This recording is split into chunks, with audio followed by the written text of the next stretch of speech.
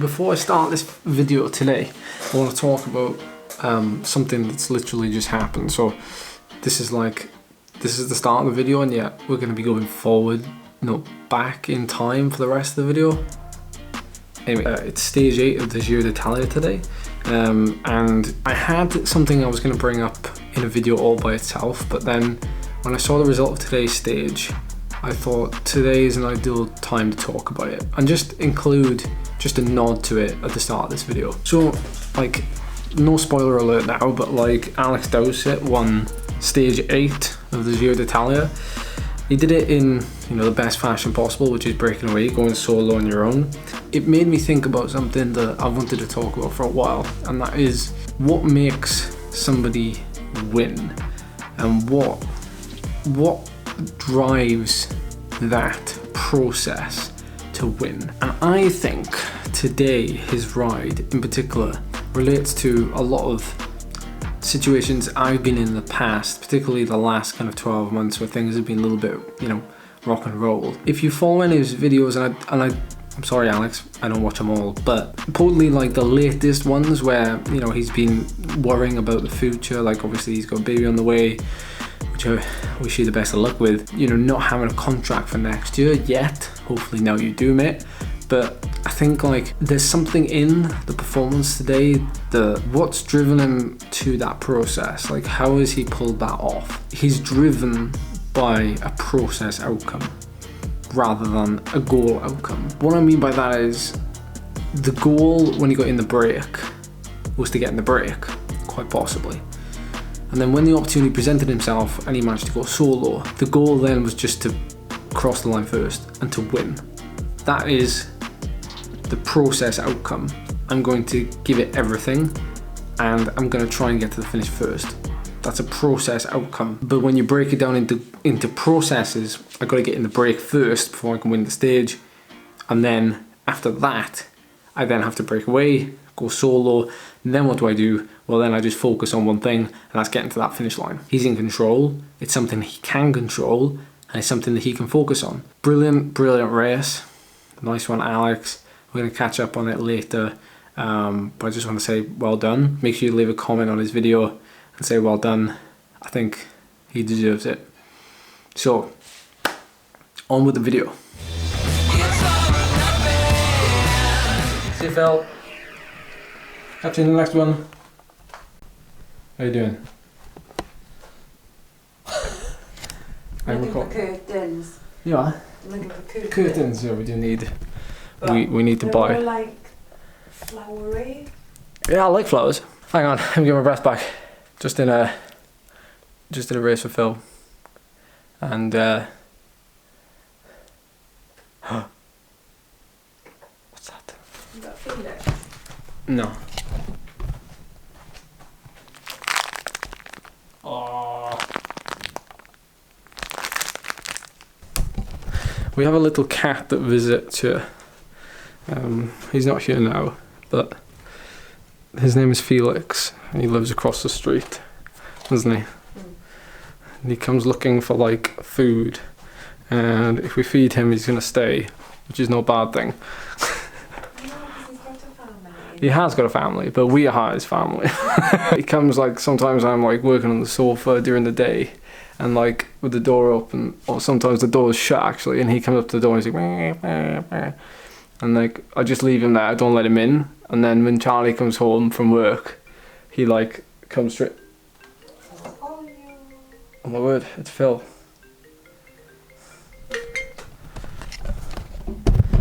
Hello. Thank you very much. I really appreciate that, mate. You look like you enjoyed it. I really did today. I felt when you said at the beginning, fresh and all that kind of stuff in that little comment section, I was feeling not great. I don't know what it was, but that first leg snapper, because the intent was basically to have a minimum of 3 good leg snappers at 450 to 500 watts, which I did. The pacing and having someone to aim at times really, really helped. I got 306 watts, 20-minute power during that 1 hour race. That's like a recent PB. But what I found there was that whenever the gradient went past 8%, I got up out of the saddle and was in a kind of 330 to 380 watt kind of range, and I was able to sustain that and then when it dropped back down, I was back into the kind of 285 to 300 range, and that kind of recovery at the end of quite a long, I mean, obviously we had it very easy between each of the leg snappers, so Pleasure. I enjoyed it. I appreciate it. Now, are you racing again later or tomorrow? Me and Charlie are going for a little spin now because she wants to get out like twice a week, so we're going to go down to the Mumbles, which is like, we can get there all on cycle paths, Cool. and it'll be like a, I don't know, like 30-mile ride in 2 hours. So we'll go down there. We might try and sit outside, being that it's nice, on the seafront, and have a coffee and then come back. Probably because, well, we don't have any hill climb events now on the weekend due to lockdown. I'm gonna make like one big video from every weekend now going forward, because I think it's worth it, just because we're still like going for a certain aim, which is 10 watts per kill for 2 minutes, or as close as we can get to it. Plus, I'm taking Charlie out for a spin now every Saturday, like if we can get out. The irony is it's just started to rain, but we're going to go out anyway. Yesterday, some of you might have seen the live stream where I did like the world's most ridiculous workout, which was like, well, I'll link it, like, and then I live streamed this morning, did a race with Phil, which is what you just saw at the end of. So we're still very much like fully focused on this one particular goal. So we're going to go out for a spin now, aren't we? Yeah. Hopefully it won't get too wet. I need to take some photos for light lock, so I need to take the bike lock with me. First climb of the day, well, it's the only climb of the ride actually. Up to the Goa Golf Club 18-hole championship course. Charlie's just beasted up the climb. Definitely find it easier, I think, didn't you? Zwift is paying off a little bit. Well, the structured sessions that she's doing indoors, she's probably doing 1 or 2 sessions a week on no particular days, and then she ended up coming out for a ride with me on the weekend. But not that I'm not like, I think it's a common misconception that I would like drop you on way to the hill, wouldn't I? Yeah, you're pretty good at like waiting for people. You just kind of poop. As if the climb's not quite finished yet. There's a nice little kicker coming up out of the houses.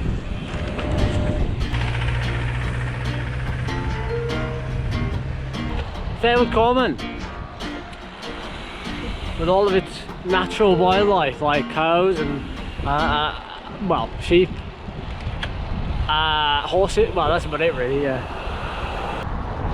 So this is Swansea Airport.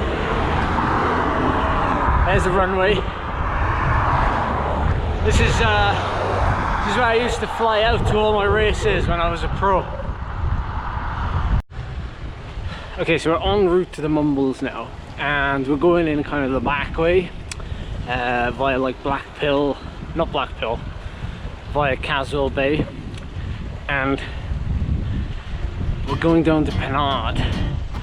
I'm taking Charlie on a road that we don't normally use, for good reason.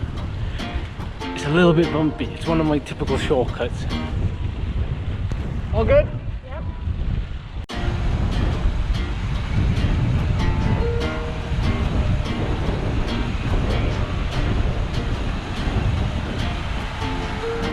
Here it is. Here's the turning.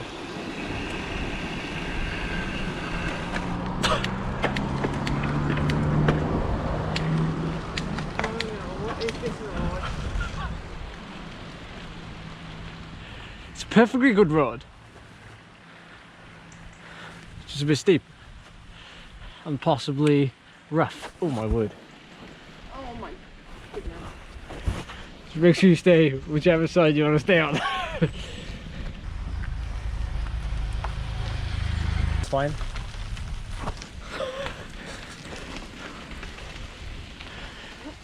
My excuse is I never know that the road is this bad.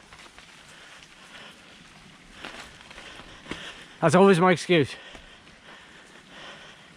It's like, didn't you know it was this bad? No, I never knew it was this bad. Okay, you have permission to hit me now.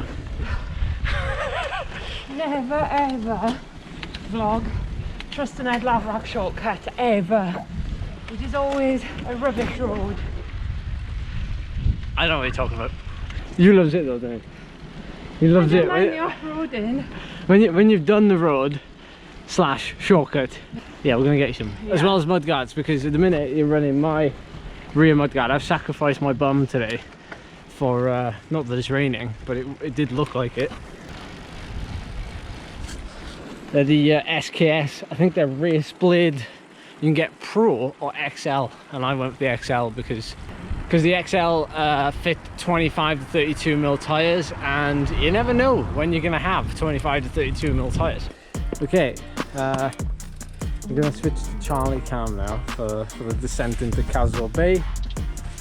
It's a very nice descent, very scenic, and the climb up to the side is, well, yeah, it's horrific. So what did you think of that climb then? It's not a steep, well it is steep, but it's only near the top. Yeah. Like I said, it's always shorter than I remember, so. First time we've been down to Langland. Yeah. Langland Bay as well. It's all up and down around there. We're at Mumbles now. Pier cap. Table service outside, and been here a few minutes already. Oh, somebody's coming, somebody's coming.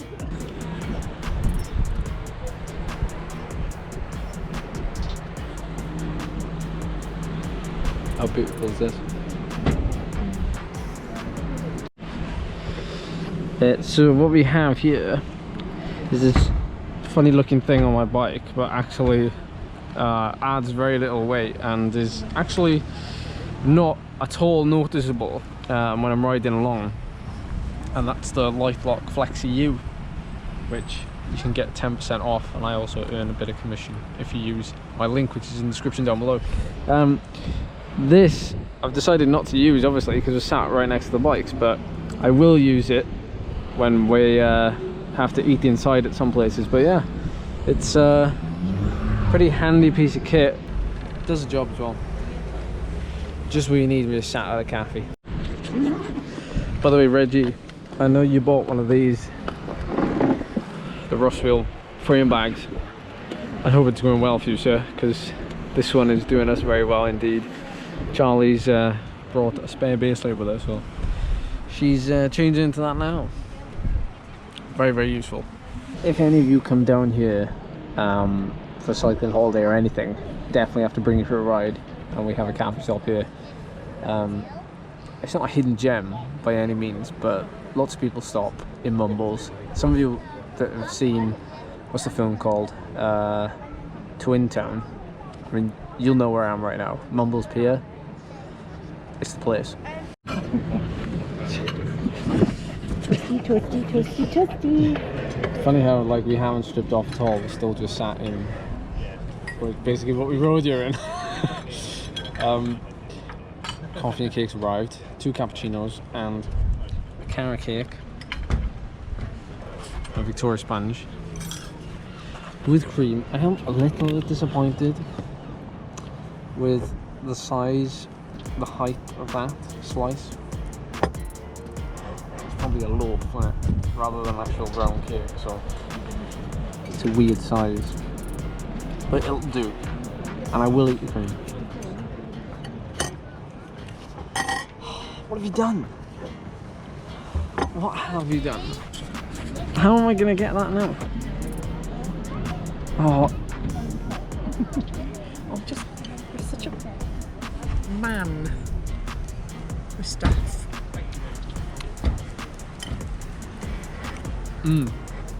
Posh whipped. Okay, there's only one way to do this. Time lapse. So, are we gonna do a countdown? You do a countdown? Yeah. 3, 2, 1, go.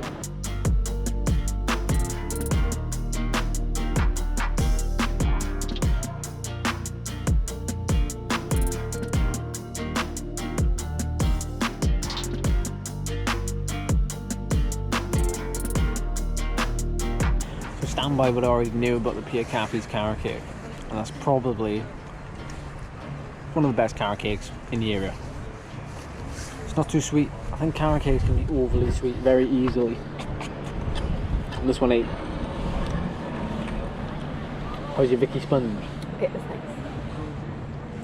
No cream though. I'm not bothered on cream. Terrible. You can have it. So straight up the Clyde Valley cycle path now. We've done all the hard bit before the cafe. And it's only like 12-13 miles back to the flat from here, and it's all pretty much on cycle path. Maybe a mile, an accumulation of around a mile. It's not on cycle path, but can't have it all. Clyde Valley path is a really nice one from Blackpill, or basically the Mumbles, all the way to Gowden. The only problem this time of year is there's so many leaves sometimes you can't see the edge of the path. You could end up in the mud and splat. Yay. Splat. Splat. It will come down even more, but you can feel that these riders are going into the rain. Matt Holmes, British rider, chasing down Dowsett. Dowsett's got it easy, ain't he? Watching his back. Big gap. Brings back memories of battling with Matt Holmes on the climbs in the UK. That's the takeaway from this, by the way. If somebody goes and there's only like 15-20k to go, you go with it. Even if you can't close the gap, you at least like make it look like you want to close the gap, because if you saw the stage and you saw how it panned out, like they're obviously strong enough because of the gap they closed on the climb, and then when the group got so small after the climb to chase Dowsett down, there was only like 3 of them, and like by the time that happened, the 3 of them probably weren't that bothered with getting across to him, because if one of them sits on or one of them taps through like a lot easier, then well, everybody else is going to do the same. So you need to commit every single time, because the gap came down like really close at one point, like 22 seconds. It's bridgeable, just got to commit, but it only takes one person, and that's half the problem. Matt's got a good sprint on him. Whether, I don't know the other guys, Puccio, don't know what his sprint's like. Matt should go really, because he's got element of surprise at the back. When in doubt, lead it out. Come on, Matt. Well, you have 300 minutes to go. What's a bit early, but he's going long. He can go long. He's quite strong going long. Fair play. Oh, fair play. It is a long one. He's still got them. He's still got them on the limit. Puccio's coming round.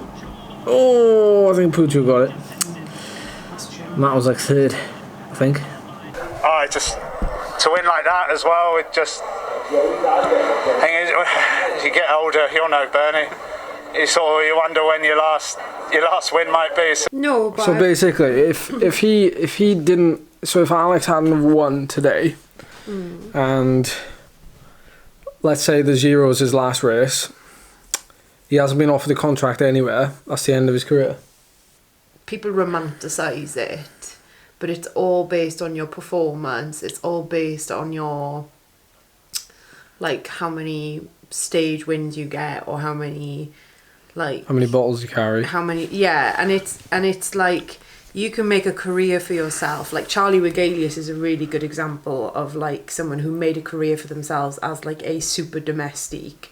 Like he is one of the he was one of the most respected domestiques in the peloton, and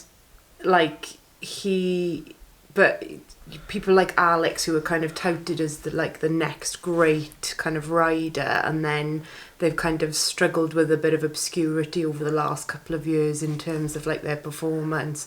Like it's so hard then, because you're hanging on by a thread, and you know that it's all performance based, and that you're not necessarily going to have like you had it when you were racing British domestic. You were like we didn't know from one year to the next whether you were going to be. It was in terms of like the amount of experience you gained from it, and like you worked with you worked with some amazing riders. Yeah, you worked with some yeah. amazing like management teams, and you learned a lot from that. But in terms of like the uncertainty, like found that quite stressful, because it meant that all the kind of pressure was on me to be the main earner, but I was in a situation where I couldn't get a permanent contract. I was on a rolling 3-month contract for like 6.5, 7 years.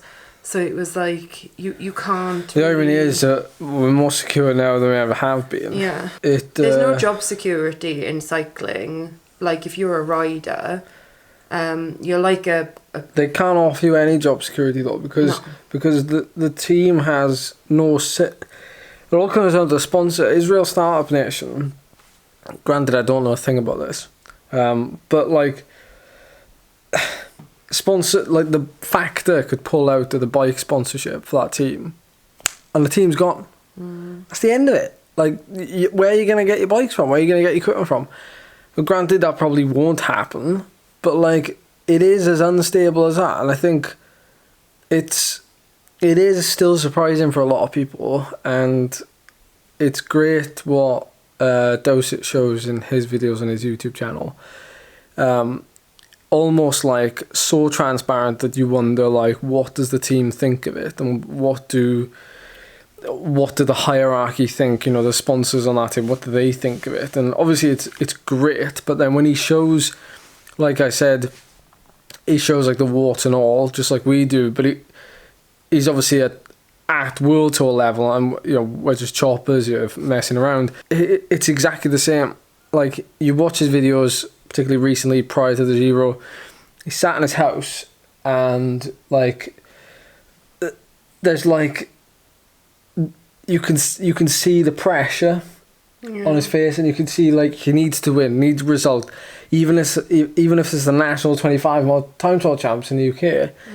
It needs to happen, and like if it doesn't happen, like, but there's so many things out of your control in the sport of cycling that it shouldn't come down to results. Especially in like road racing, it shouldn't come down to results, like, unless it's a time trial, which, you know, Alex is a tester, time trialist, but it shouldn't come down to results, because you can't. There's so many factors. So congratulations to Alex, because that's nice to see a rider who was kind of feeling that stress and pressure, and kind of going through that thing of, oh, I don't know whether I'm going to have like a contract next year, or I'm going to continue my cycling career, and then to like secure a win like that. That's another year for him where he hasn't got to worry about it, and that's always nice for a rider and their family. Yeah, until next year. Yeah. And then it all happens again. But it is nice though, in a sense that, like he said, you never know when your last win's going to come, and that could be it. And if it is it, then, you know, you can leave the stage happy, which I'm sure he will now. You know, knowing that he's been able to like bookend. So 7 or 8 years ago when he won his first Giro stage, and now he's come back, he's done it again. So, yeah, that's nice awesome. One, Alex.